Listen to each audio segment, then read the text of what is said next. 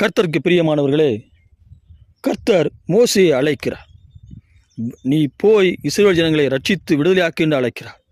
அப்பொழுது மோசே சொல்கிறான், ஆண்டவரே, அவர்கள் என்னை நம்ப மாட்டார்கள் என்று ஒரு காரணம் சொல்கிறான். எனக்குள் அந்த விருப்பம் ஒரு நாள் இருந்தது. நான் அதற்காக முயற்சி செய்தேன். அவர்கள் என்னை வெறுத்து விட்டார்கள், அவர்கள் என்னை நம்ப மாட்டார்கள் என்று காரணம் சொல்கிறான். ஏன் இந்த காரணத்தை சொல்கிறான் என்றால், அவர்கள் மீது இருக்கிற ஒரு வெறுப்பில் சொல்கிறான். நான் முயற்சி செய்தேன், அவர்கள் அதற்கு உடன்படவில்லை என்று காரணம் சொல்கிறான். கர்த்தர் அந்த காரணத்தை அவனிலிருந்து நீக்குகிறார்.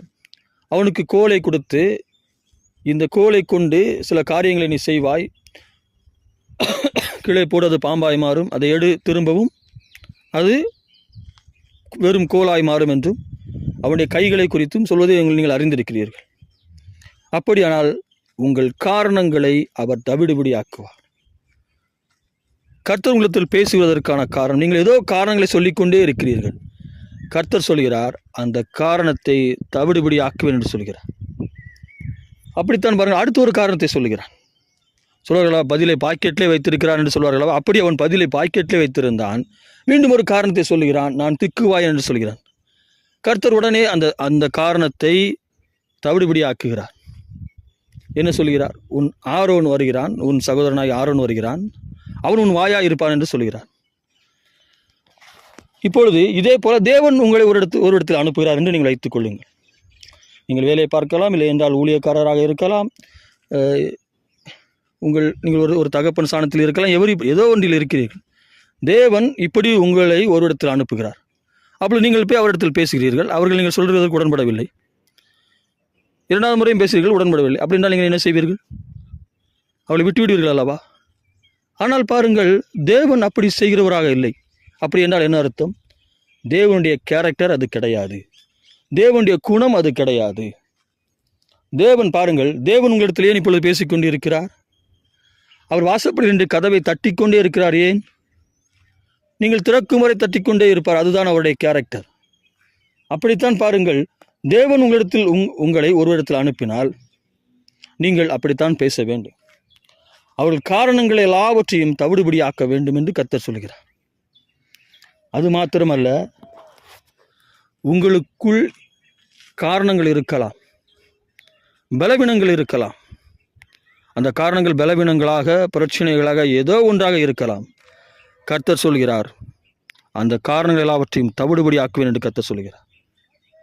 நிச்சயமாக அதை செய்வார். பாருங்கள், நீங்கள் கர்த்தருடைய கேரக்டருக்கு மாறுங்கள், அவருடைய குணத்திற்கு மாறுங்கள். அவர் எப்பொழுது ஆகிலும் ஏதாவது ஒரு காரணத்திற்காக ஒன்றை செய்யாமல் விட்டுவிட இருக்கிறாரா?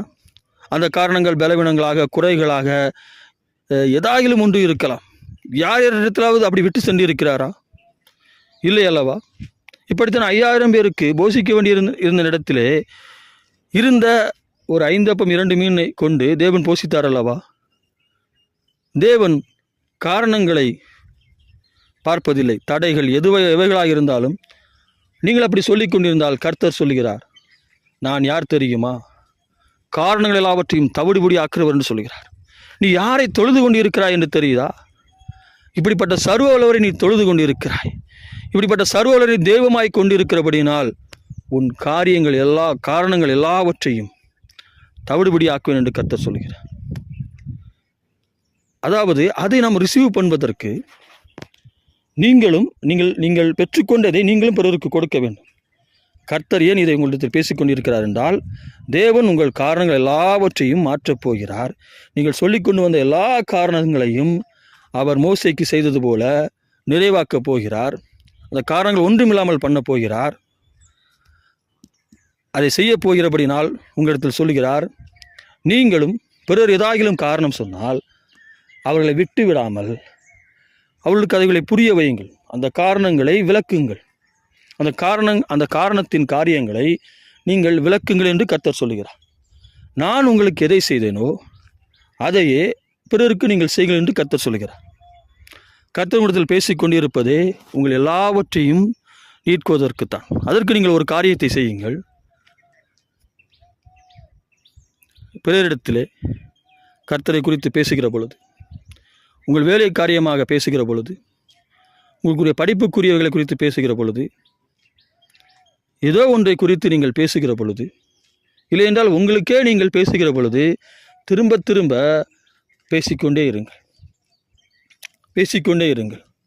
அப்படித்தான் ஆவியானவர் உங்களிடத்தில் பேசிக்கொண்டே இருக்கிறார். நிச்சயமாக உங்கள் காரணங்கள் எல்லாம் தவிடுபடியாக்குவார்.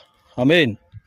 இயேசு நீங்கள் சொல்கிற எல்லா காரணங்களையும், அது பரிசுத்தத்தை குறித்திருக்கலாம், சரீர ஆரோக்கியத்தை குறித்திருக்கலாம், உங்கள் பொருளாதார உயர்வை குறித்திருக்கலாம், எவைகளை குறித்து நீங்கள் காரணங்களாக நினைத்து அந்த காரணத்திலேயே நீங்கள் உங்கள் சிந்தை ஓடிக்கொண்டிருக்கிறது அல்லவா, அதை தேவன் நிர்மூலமாக்குவேன் என்று கர்த்தர் சொல்லுகிறார். தேவன் நிச்சயமாக நிர்மூலமாக்குவார், உங்களை உயர்த்துவார். காத்திருங்கள், கவனித்து பாருங்கள், அவர் செய்கிற செயல்களை கவனித்து பாருங்கள். அவர் நிச்சயமாகவே உங்கள் காரணங்கள் எல்லாவற்றையும் தவிடுபடி ஆக்குவார்.